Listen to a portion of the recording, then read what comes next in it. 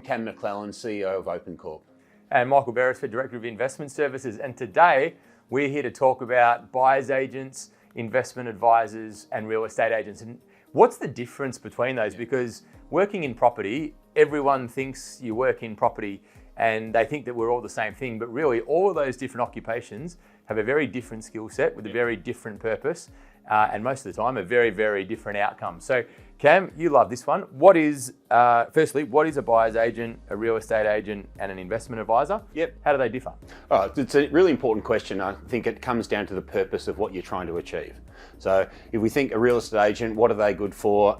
Fantastic if you want to buy your own home in a specific area. Yep. They know the location, they have the listings in that area. Outside of their area or catchment, they have very limited experience. Yep.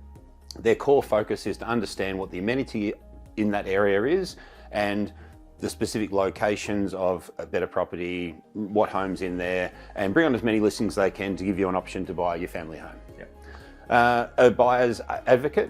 So people look to buyer's advocacy when they want to usually buy their own home or an investment property. The sole function, and really the only function of a buyer's advocate, is if you are not comfortable negotiating with a real estate agent. Yep. So a buyer's advocate won't do research in any great form into where makes a great investment area. They will take usually the advice of the person wanting the property, and whether they say, I want a 2-bedroom in that suburb, they'll go and find a 2-bedroom in that suburb, and they'll do the negotiation with the real estate agent. Mm-hmm. So if you're uncomfortable about dealing with real estate agents, buyer's advocates are not too bad. Yep. Versus an investment firm like OpenCorp, which take you on a journey over a period of time, which is building a property portfolio, which gives you a financial outcome. So step by step, as you know, we meet with clients, help them work out their goals and what they want to achieve, what time frame, based on their individual circumstance. Then we arrange finance for them, go through and find the best investment out of the 10.6 million properties in Australia. Yep. And our analytics team, as you know, does around 19,000 hours of property investment research and economics research to understand each capital city market, the growth corridors in those capital cities, which have good infrastructure, which bring population growth, versus the amount of supply available in those areas to pick the best investment every time. And then we've got a property management team which obviously obtains a good tenant and manages that property. Then our clients move into our portfolio management team, and they're basically mentored on the journey to ensure that when they've got the equity uplift, they can duplicate and grow the portfolio to reach their end goal. Yep. So, like you said earlier, when you think about people working in the property industry, very, very different outcomes of what you're trying to achieve is when you hook up with the right person. Yeah, I think that the key takeaway there is that let's remember who each works for. Right, so the real estate agent is actually working for the seller. Yes, correct. The best job that they do is to get the highest price possible, exactly, which means that even whether you're buying your own home or you're buying an investment, they're working against you. Right, you're in competition, right? They're a vehicle to make it happen, but they're not working for you. Buyer's agents are working for you, but they're executing.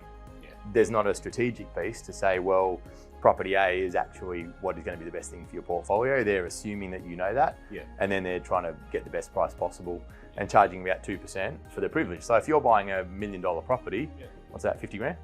Yeah. No, 20 grand. 20 grand to kind of do that, as a minimum. And then where we're focused and investment advisors are focused is all around client focused and getting the right outcome. And as we know, I'm yet to meet an investor that has one property that's become financially free. You need to be able to build a portfolio over time, and that guidance and mentoring and accountability to be able to buy when they can is really critical to the end result, isn't it? Yeah, so think about it. Let's summarise this. If you want your own home, go to a real estate agent. If you're not comfortable negotiating, go to a buyer's advocate. If you want to pick the best investment property every time and build a portfolio, go to a company like OpenCorp that has a team of 80 experts at your disposal. Great. So given that we've kind of simplified that down, we're not the only investment advisor in the industry.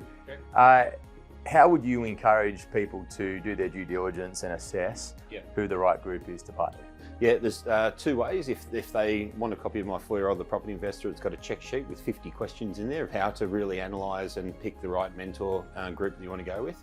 Yeah. But let's break it down. If you don't want to do that, there's probably two things: your track record and client results.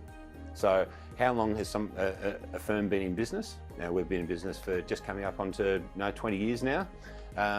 So we've seen multiple cycles and been through different market upturns and downturns and taken our clients through that journey. Our track record, we're the only company in Australia who has their clients' results verified by ASIC, based on our Australian Financial Services Licence.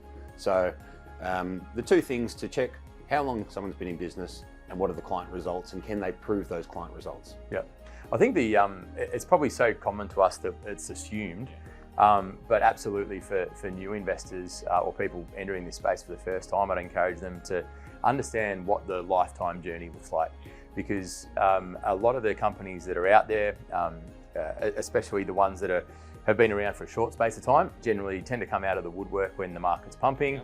There's some money to be made. They leave the market. Once the market cools, they've made their money. Their clients are left holding expensive lemons that don't work. Obviously, we know we can't fake it for 20 years, but what we do help clients with, using the example of COVID, is to understand what it meant. Everyone's thinking the world's going to end. We were actively talking on a weekly basis to all of our clients via video updates and guidance around what we thought was going to happen and why, to give them the clarity and the comfort as opposed to the media headlines. Yeah. And as we know, clients that bought in the 12 months post-COVID, all of them are up 300,000 or more. So I guess when you have that expert in your corner, that's a really key thing. It's not a transaction. You want it to be a lifetime journey so that you can build that portfolio to achieve amazing results.